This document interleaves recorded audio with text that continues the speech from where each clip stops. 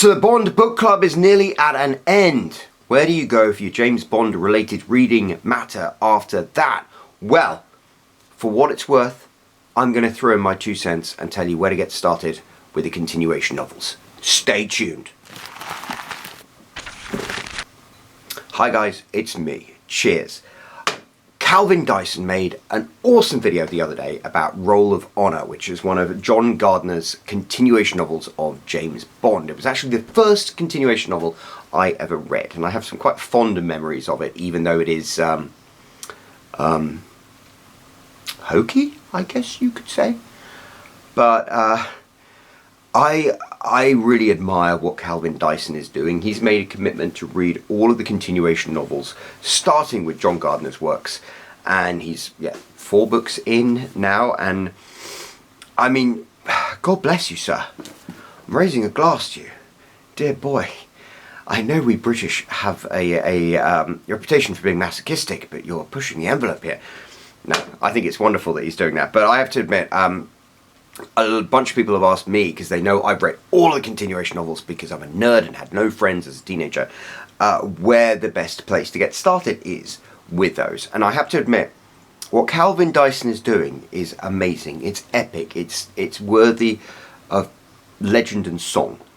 But if you're slightly more of a casual Bond fan, but you really do want to read, the best of the continuation novels, I've got my own personal suggestions of where you might want to get started.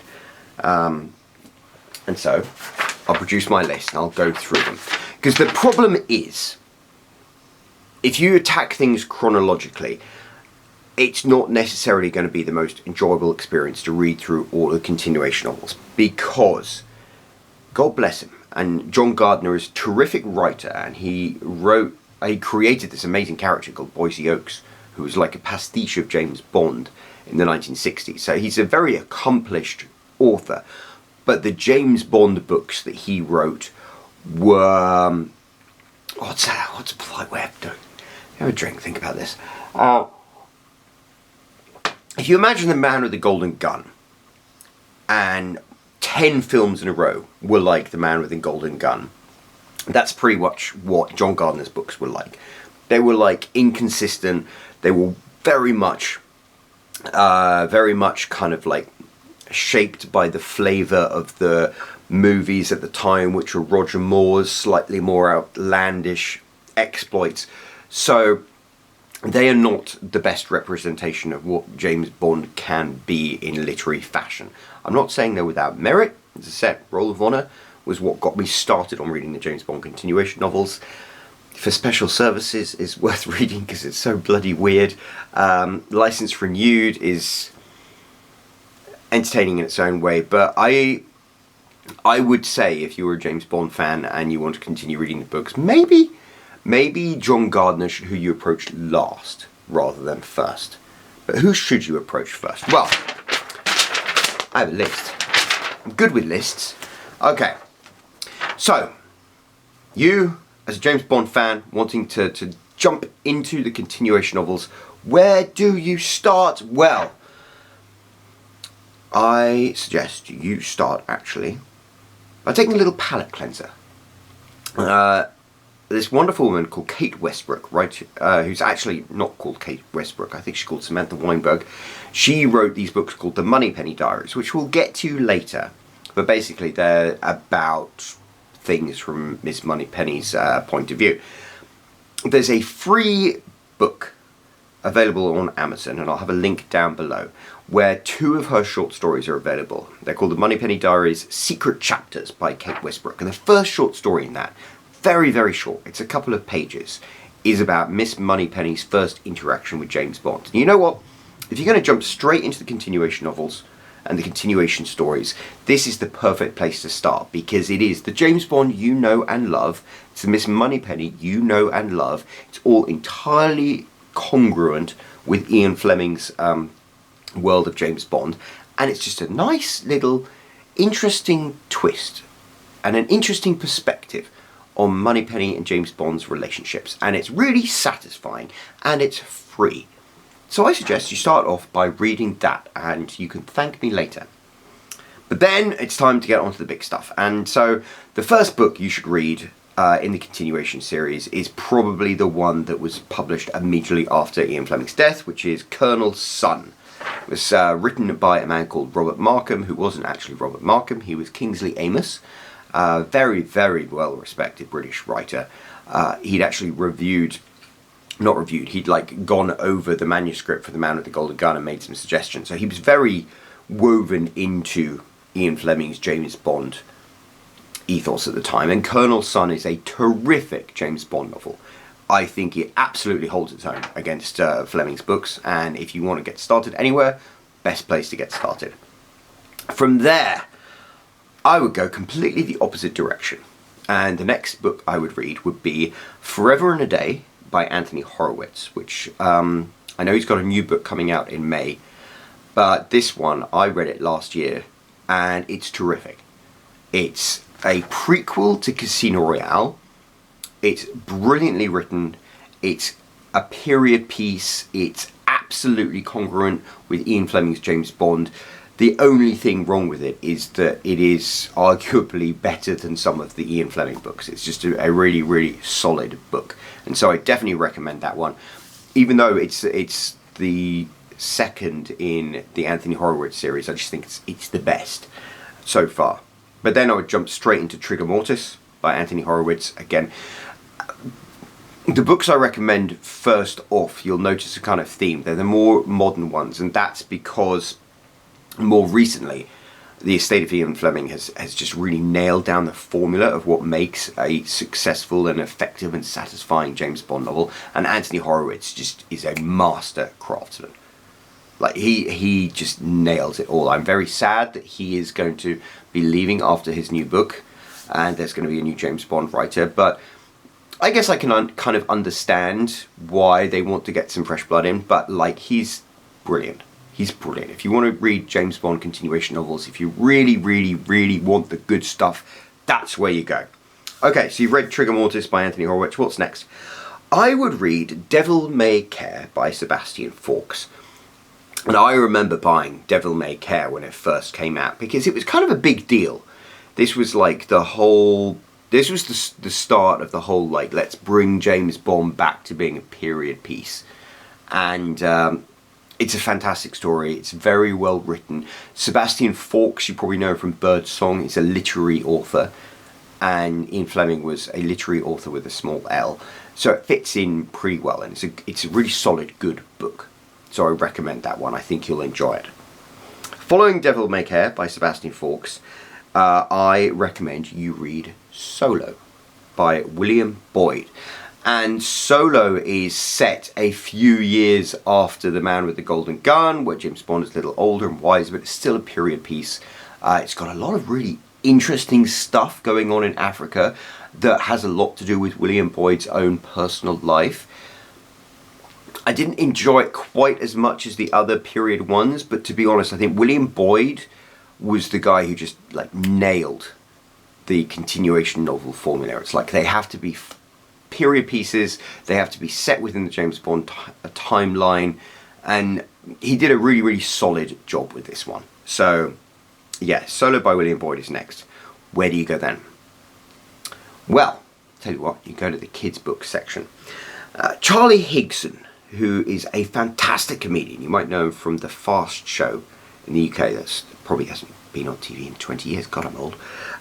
Anyway, he created this thing called the Young Bond series, which is about James Bond as a young man. And when we're talking young man, like 12, 13.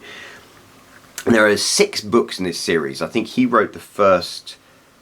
There might be more books in this series. He wrote the first 5 or so. And the first 2 in them are called Silverfin and Blood Fever. And they are both... they both take place when James Bond is a young man at Eton, which is a very posh private school in England. My sister lives near Eton. And they're wonderful, wonderful books. And it's kind of interesting because they're beautiful period pieces, yet they have like a modern edge to them, and they have like kind of a multicultural aspect to them with the other kids that he goes to school with that doesn't feel like woke or inserted. I really enjoyed them, actually. I really enjoyed all of the series, all the ones I read by Charlie Higson. I know they switched to a different author as they moved on. But for me, Silverfin and Blood Fever are both like ones you should step out of your line to go and read, because I think they're really good. And finally, if we're going to go through sort of this, these are all like the period Bond.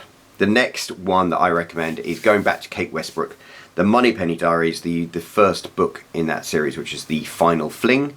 I think that's great. That's a really interesting story because it involves Bond. It's a period piece, and yet it's seen through the eyes of Miss Moneypenny. And again, it's kind of like a palate cleanser. I think it's a really interesting perspective, and I think even if you're the hardest core James Bond fan, even if you're like a cigar-chewing misogynist, you're still going to love seeing it from Miss Moneypenny's perspective, and I don't think many James Bond fans are actually like that. Okay, those are like the essential books that you should do to get started, and that's quite a reading list. But let's continue, because we're going to go onto the original Bond. The first books that I selected, I think, are the best, and one thing that is consistent among them is that they are all like period pieces. They're all written, you think about it, 50 years or 40 years after Ian Fleming passed away, and yet they all exist within the same time frame of Ian Fleming's James Bond. The books that we move on to next are I call them the original Bond. And these are basically what would happen to James Bond in the continuation novels if it was the same James Bond from Ian Fleming's books, yet in a more contemporary setting. And this is where I think the challenge always arose. Like with John Gardner, he started writing the continuation novels set in the 1980s. The last James Bond book had been written in the 1960s, so James Bond was getting a bit geriatric at this point, and he had to, he'd like give James Bond some grey hair, but he was essentially meant to be the same age, and it got a bit weird and hokey with John Gardner, but it's not always weird and hokey. So let me recommend the next books in this series and explain why. The next book I think you should read is this one, the Authorized Biography of James Bond by John Pearson. Now, John Pearson you might be familiar with. He wrote a very good biography of Ian Fleming. So he's like very close to the source material. The Authorized Biography, in some ways, it was like the second continuation novel. It's basically like, what if James Bond was a real person and Ian Fleming was like writing stories about somebody who was actually real, and it's about meeting the real James Bond who was at retirement age when this book was written. I think it was 1970s, not sure, but it's really interesting, and it's kind of like breaking the fourth wall a bit, and it twists everything around. I found it a really enjoyable take on what Bond was or could be, or where it would fit into the real world. So I recommend reading that one. The next one I recommend is, you'll have to grab your Playboy magazine for this. It's a short story published in Playboy magazine. I think it was 1997, and I remember getting Playboy magazine to read this when John Gardner passed the torch on to the next writer to continue the James Bond continuation novels. It was a gentleman called Raymond Benson, very, very good American writer. And his first story as the new official author of James Bond was a short story called Blast from the Past. And it was first published in Playboy magazine, just like a lot of the Ian Fleming stories were first published in Playboy magazine. It's about James Bond, as he would be if he was still alive after all of the events of the things, going to New York, meeting his son, James Suzaki. This is basically the son he had in You Only Live Twice, who unfortunately gets murdered, because that happens a lot to people who are related to James Bond. Anyway, it's a short story, it's quite concise, but it's a really nice introduction to the sort of original but modern day Bond idea, which is a concept that John Gardner never quite nailed, but Raymond Benson did really, really well. I might be a bit biased here. I know some people aren't massive fans of Raymond Benson just because of what he was trying to do with James Bond. He didn't make it a period piece like some of the more modern authors do. But I love Raymond Benson's books. It's Raymond Benson James Bond books. I remember as a teenager growing up on a farm, miles away from anywhere. My best friend was my dog, and I lived through books. And I just started reading the James Bond books, and I read Roll of Honor by John Gardner, and then my parents were like, oh, he likes James Bond books, and they bought me the Raymond Benson ones as they came out, because I'd already read the Blast from the Past in Playboy, and I loved Raymond Benson's books.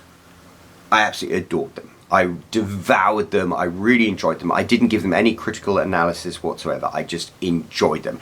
And I would say Raymond Benson, to some extent, like, carried me through my teenage years. Like, his books really, really meant something to me. And so I went through, and there are 3 ones in particular that I think, if you're going to read the continuation novels, these are books you should read. And I think they're loosely assembled. You could call them like the Union trilogy, because they're about this shadowy organization called the Union. The first one is High Time to Kill, and that's my favorite Raymond Benson novel. It's a terrific James Bond novel. I really like it because it has like a personal connection, because it's to do with the Gurkhas and Nepal, and the Gurkhas, their headquarters in the UK. It's Winchester, which is my home city. So I really, really enjoyed that one. Even though there's some sex on the Everest, which I was thinking, like, that could be a bad place to get some frostbite. Right. But if you enjoyed that one, you probably want to see the whole wrap-up of the Union trilogy, as they call it. So the next one is DoubleShot, and the one after that is Never Dream of Dying. And Raymond Benson, it was quite a prolific author. He wrote more James Bond books than that. But if you're going to read 3, those are the 3 you should read. And I think you'll enjoy them. And if you're a Daniel Craig fan, I think you'll enjoy them as well. Because the way the 5 Daniel Craig films were kind of like wrapped up into a coherent story, these 3 Raymond Benson books just do a really good job of sort of wrapping things up into a cohesive story. So I think those are great. And that leaves us then one more book that I'm going to recommend, Modern Bond. So there was, before the estate of Ian Fleming really like nailed things down with Carte Blanche and Solo, they did an experiment, not Carte Blanche, sorry, with Devil May Care and Solo, which were like the first period pieces. They did an experiment, and they got a very, very, very brilliant American thriller writer called Jeffrey Deaver to write a book called Carte Blanche, which was about, hey, what if James Bond was alive today and a modern guy? And so he basically wrote a story. It was a really, really, really good thriller with a really believable plot to it. Like, I really enjoyed this book.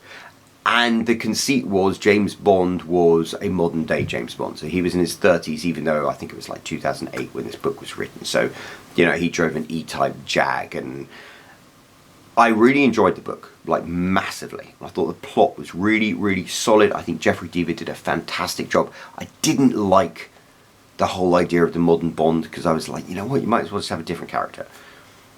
And that's the real challenge with the James Bond continuation novels. It's like, to have these continuation novels, to have all these adventures afterwards, and yet to make them coherent and congruent with the character we know and love is a real challenge. The estate of Ian Fleming has like got it down to a system now with these period books, and Anthony Horowitz is just a master at that. But Carte Blanche by Jeffrey Deaver, I think, was a really genuine, honest, solid experiment at making a modern day Bond. I'm pleased they didn't stick with that, but it's definitely worth a read. Like, if you're going to read the continuation novels, yeah, I think that's good. And that brings me to the end of my, like, essential reading list. I think after that point, you might then decide, okay, I'm going to read the rest of the Raymond Benson books, or the rest of the Kate Westbrook Moneypenny Diaries, the rest of the Young Bond series. I think all of those are going to be enjoyable. And once you've done that, it's time to have a bracing shot of bourbon and jump into the John Gardner books. And John Gardner books are going to be experience, and if you've got the spare time to read them, you're going to enjoy them. And there are certain elements of those books I like. For special services, you've got like Blofeld's Daughter and she's had a mastectomy, and it's like the way it was written and presented, it really resonated, and I liked a lot. She was like the perfect Bond girl villain kind of pastiche, but then there's other stuff with characters like Lavender Peacock in Roll of Honor, which is just, it's all a bit bonkers. So yeah, don't feel guilty if you want to continue reading the James Bond books, but you don't want to slog all the way through John Gardner first.